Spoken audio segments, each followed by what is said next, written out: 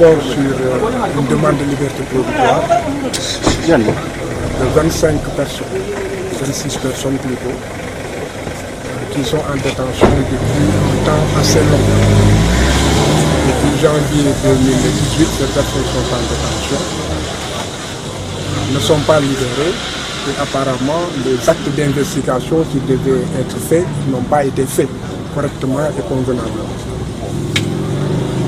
Nous avions demandé aussi, et cela participait de l'exigence d'un procès équitable que nous poursuivons, l'audition de témoins, la confrontation avec certains co-inculpés et éventuellement la confrontation avec des témoins que nous avions désignés et qui peuvent aujourd'hui apporter la contre-vérité de la vérité supposée établie par l'enquête de gendarmerie. Et là, nous prenons la responsabilité de dire que cette enquête de gendarmerie est une véritable arnaque. Il n'y a pas eu d'enquête. On s'est contenté de ramasser des innocents, des membres d'une même famille, et même des personnes qui n'étaient pas sur Ziguinchor au moment des faits, pour en fait les impliquer dans une tuerie. Donc les exigences du procès équitable fait que nous avions demandé au juge d'instruction de procéder à des actes d'investigation pouvant établir le mensonge, tous les mensonges qui se trouvaient dans le procès verbal d'enquête de gendarmerie, pouvant établir et apporter la preuve avec des alibis de la non-participation de personnes à ces événements. Alors le juge d'instruction a tout bonnement refusé d'écouter des témoins qui constituaient des alibis, d'écouter des personnes ou des autorités qui pouvaient apporter la preuve de ce que telle personne ne pouvait pas faire partie de cette tuerie. Et là, nous prenons aussi la responsabilité de dire que nous demandons à ce que publiquement que le juge d'instruction entende Bachir, qui était le directeur de la RTS, et qu'il entende aussi le chef d'état-major de l'armée sénégalaise actuelle, qui à l'époque, effectivement, pouvait connaître des faits précis pouvant innocenter des personnes qui aujourd'hui sont injustement. Nous avions aussi demandé des expertises qui allaient établir que l'enquête de gendarmerie toujours participait d'une arnaque et non pas d'une enquête judiciaire ou policière. Le juge d'instruction aussi a rejeté. Et figurez-vous qu'aucun acte d'investigation n'a été fait en dehors des juridictions des parties. Même la reconstitution des faits n'a pas été faite.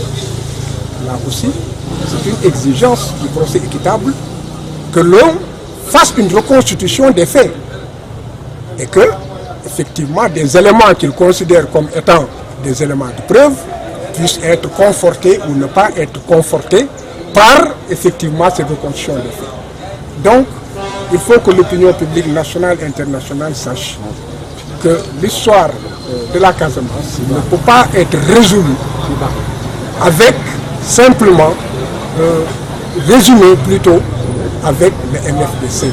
On a tendance, tout ce qui se passe, on dit c'est le MFDC. Et on renvoie à ce mouvement des forces démocratiques de la Casamance.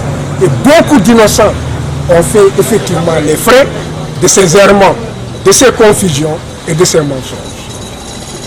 Donc, je dis formellement, que sur toutes ces personnes qui sont accusées, en tout cas les 26 personnes que je défends, sur 29 ou 30,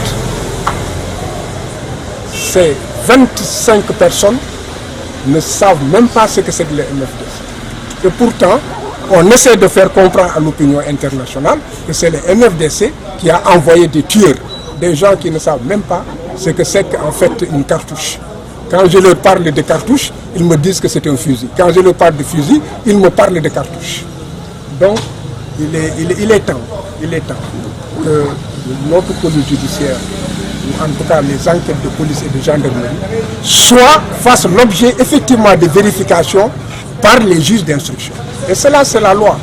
l'article 112 du Code de procédure pénale dit que les éléments de l'information doivent être, les éléments recueillis par les officiers de police judiciaire doivent être vérifiés par les juges d'instruction. Mais les juges d'instruction ne vérifient rien du tout. Ils vous apportent dans une salle climatisée, ils vous posent des questions, ils ne vérifient aucun élément. Donc les actes d'investigation que nous avons demandés, n'est-ce pas, pour la manifestation de la vérité, ne peuvent pas être refusés par le juge d'instruction. Voilà pourquoi nous avions saisi la chambre d'accusation. Maintenant, la chambre d'accusation, nous avions demandé, la chambre d'accusation donc n'a pas joint toutes les procédures. Là, nous avons demandé donc qu'on renvoie la demande d'expertise, d'audition et de confrontation de témoins à une date pour nous permettre encore de renforcer notre dossier. Parce que notre but, c'est de convaincre la chambre d'accusation de ce qu'il n'y a jusqu'à présent pas d'enquête réelle et qu'il faudrait que tout soit fait dans les règles de l'art et que l'on parte résolument vers des investigations pour la manifestation de la vérité.